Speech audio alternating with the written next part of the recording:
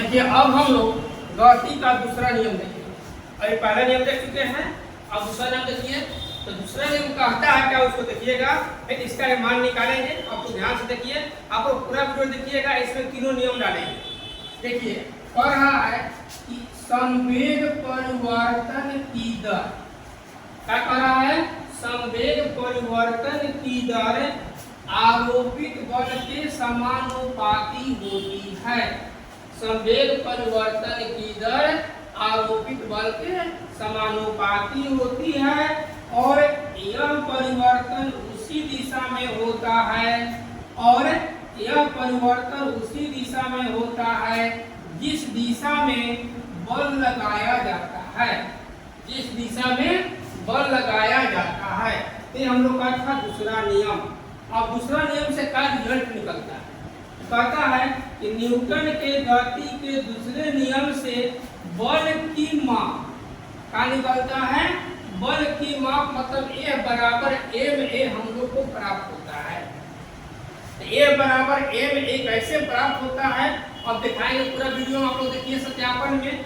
अब यहाँ देखिए सत्यापन में ये एक बॉडी है और ये बॉडी जो है यू वेग से आगे की ओर बढ़ रहा है, और इसी बढ़ते हुए वस्तु पर, ये जो वस्तु था हमारा यू वेग से आगे की ओर बढ़ रहा था ना, अब इसी पर एक बल लगा दिए, एक बल लगा दिए।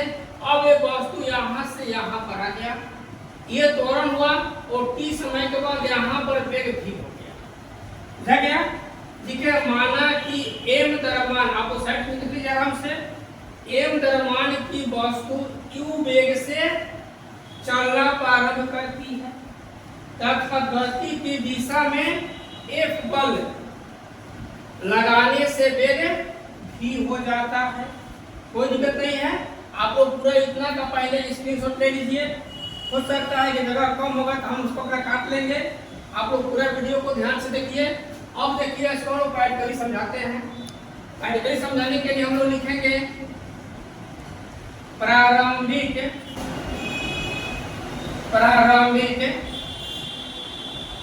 संवेग। तो प्रारंभिक संवेग हम लोग P1 मान लेंगे, इसका मान हो जाएगा mu। अब लिखेंगे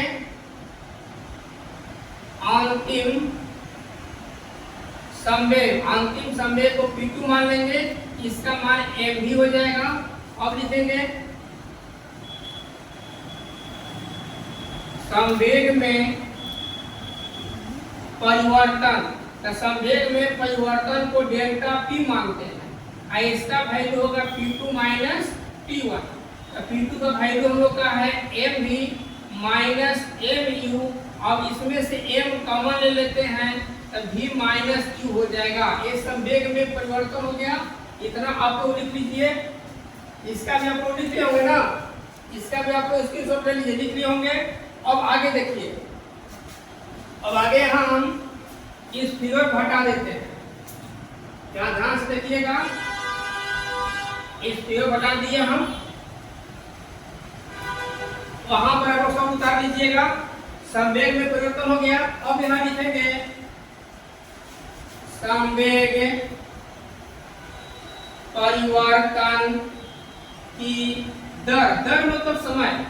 जब संवेग परिवर्तन की दर करेगा तो m v minus u by t कर देंगे, संवेग परिवर्तन की दर। अब हम लोग जानते हैं, सारे में लिख देते, ध्यान रखिएगा कि a equal to v minus u by t होता है। a equal to v minus u by t होता है। जहाँ v minus u by t है वहाँ a लिख लेते हैं, यानी कि m a हो जाएगा। संवेग परिवर्तन की दर का हो जाएगा m a हो जाएगा। यहाँ देखिए लिखे है ना कि संवेग परिवर्तन की जो दर है वो आरोपित बल के समानुपाती होती है, यानी कि लिखेंगे गति के